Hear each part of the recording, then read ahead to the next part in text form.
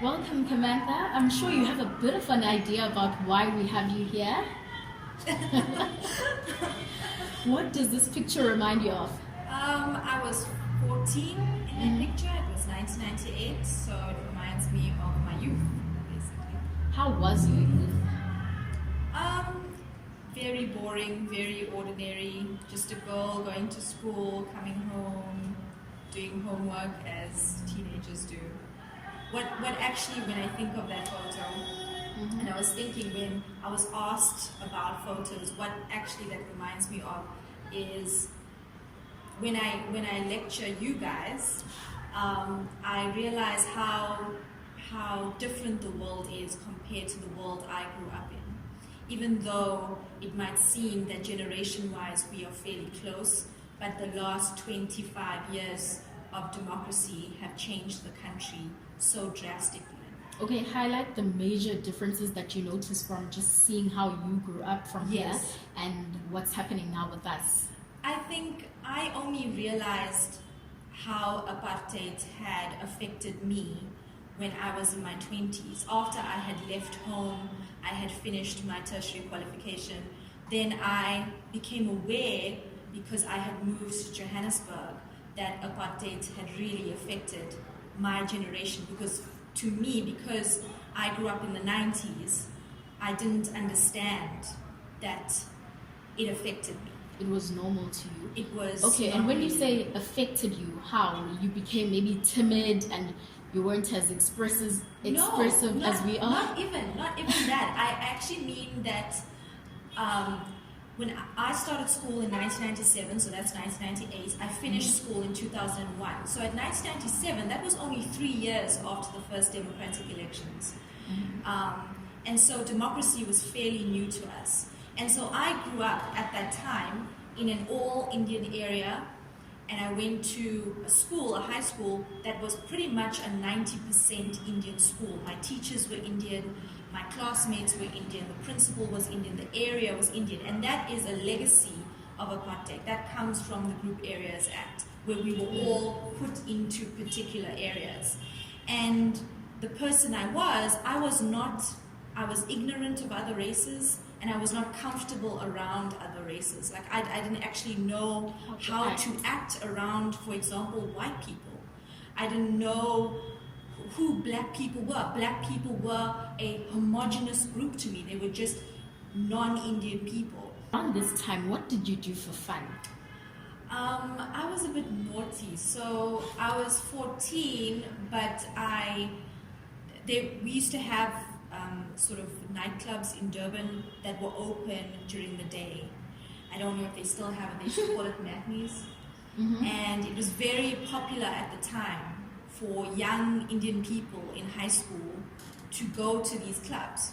Okay. And when you think about it now, it's actually so horrifying, because I would tell my parents I'm going to a friend's house on a Saturday, or we're doing an assignment, and we were actually coming into town.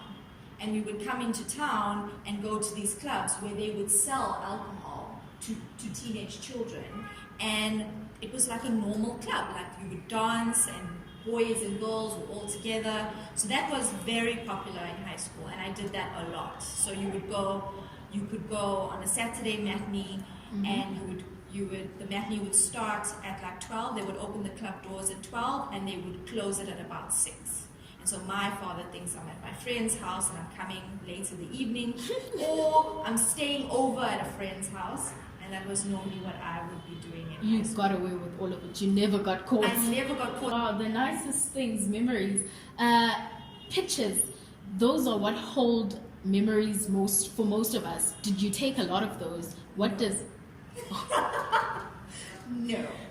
No, not a lot. So this is just one of the few that exist. And you must also remember the time, because when I was in high school, so that's 1997 to 2001, smartphones hadn't been invented yet. So internet access wasn't as easy. And we didn't have social media. So Facebook wasn't here, Twitter, Instagram, none of that existed. So we grew up in a time where we could go to clubs and no one took a video of us and posted it on Evidence. social media, and someone found out you were doing something, you could literally almost get away with murder. So, the people who had cell phones were normally the wealthy. They were the kids who were in private schools or posh public schools. I went to a government school. My parents were ordinary working teachers. They were, cell phones was considered a luxury for children. So we didn't really take a lot of photos. So photos really were like family events or, the odd photo your parents pulled out a camera. Okay, I think that's the nice things about pictures around that time, because things become more significant when you don't do them as often. Yes. So do you remember who took this picture? Yes, it was my mother who forced me. You can see how happy I am in the picture. I hate photos, and she forced me to take a modeling course because I was unusually tall for an Indian girl, and just because of my height, she had this idea that I'm supposed to be a model. And I was a tomboy, so being made to wear a dress, for example, and have my hair done and wear makeup was very uncomfortable for me. So they had this graduation for this modeling course, and we had to all get dressed up. And I had friends who were doing the modeling course, and I remember the modeling teacher even saying, writing there, Kamantha is not meant to be doing this. She really did not enjoy any part of this. I used to bunk. So that's the other thing. My mom would drop me off, and I had this friend Amanda who was from Wentworth who was also doing the course, and she'd be like, it's fine, I'll sign the register for you. And there I would be like walking around by myself, sitting at the park because I hated it so much. So this was my mom taking a picture of me before the graduation.